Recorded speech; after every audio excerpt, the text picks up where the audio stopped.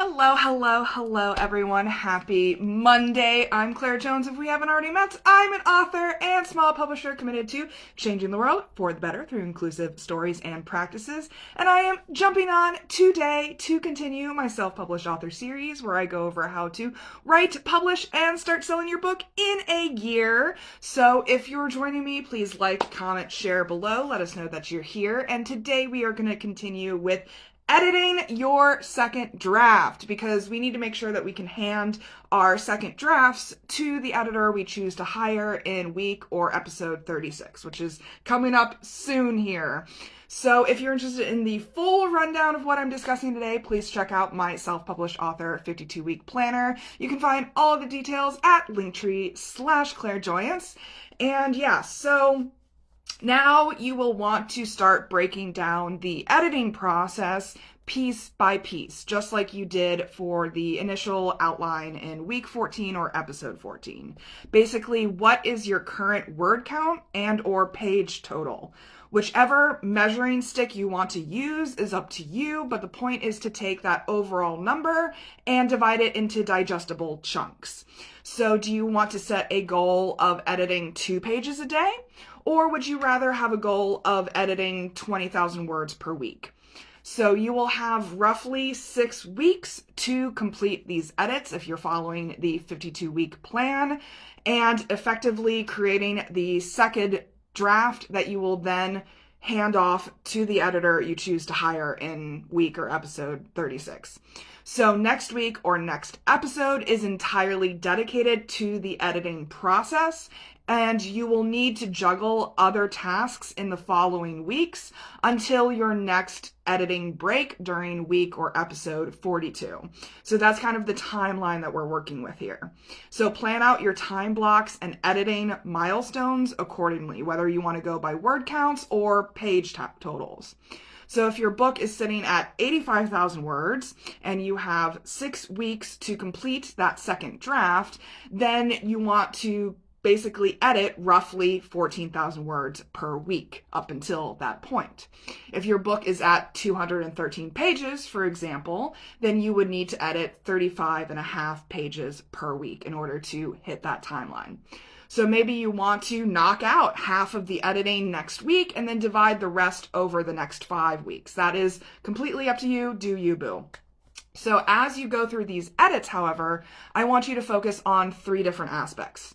Number 1 is overarching themes. Number 2 is emotional depth.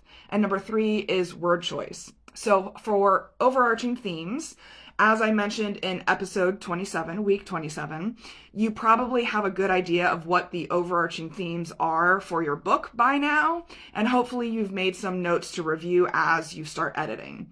Is your book about hope? Is it about resilience? Is it about finding love? Is it about growing, developing, or improving yourself? Is it using humor to drive home an important message? What themes, metaphors, allegories, or archetypes or tropes are integrated into your narrative arc? And this applies for fiction and nonfiction. Make sure that they are present throughout the book, throughout the narrative. Touch on them in the beginning, middle, and end in order to demonstrate gradual progression, evolution, or transformation as the book unfolds. So that's overarching themes. Number 2, with emotional depth. Emotions hook us.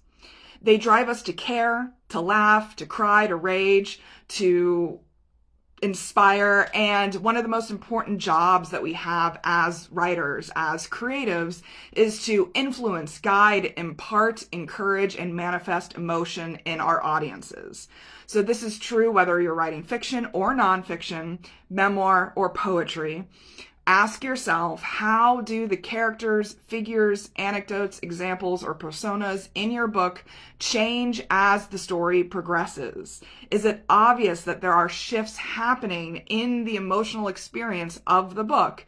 Or does the reader arrive at the end of it without knowing how exactly they got there? This is where emotional depth really helps. It shows progression over time. And then finally, with number 3, we're looking at word choice. So once you have a solid grasp of the first 2 concepts, we are going to go even further and think about the specific words that you are using in your book. Does the verbiage adequately reflect the themes, the plots, and the characters?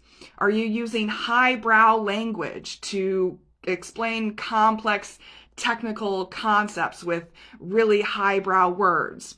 Or is your book meant to be more approachable with easily understandable concepts? Are you writing for urban teens, corporate executives, or sexually unsatisfied mothers? There is going to be a huge difference in the vocabulary you choose to use in your book depending on what its ultimate purpose is. So as you refine that second draft, think about how your word choice reflects that. So that's pretty much it for today. If you're interested in learning more, please check out my self-published author 52-week planner. All the details are at linktr.ee/clairjoyance. And next time I'll be jumping on to talk about your first editing week. So I'll go into more detail on that to make sure that we can prepare our second draft for our editors. So in the meantime, please remember that you all have extraordinary stories inside of you, and I'm rooting for you as you use them to change the world for the better. Take care, everyone, and I'll see you on Wednesday.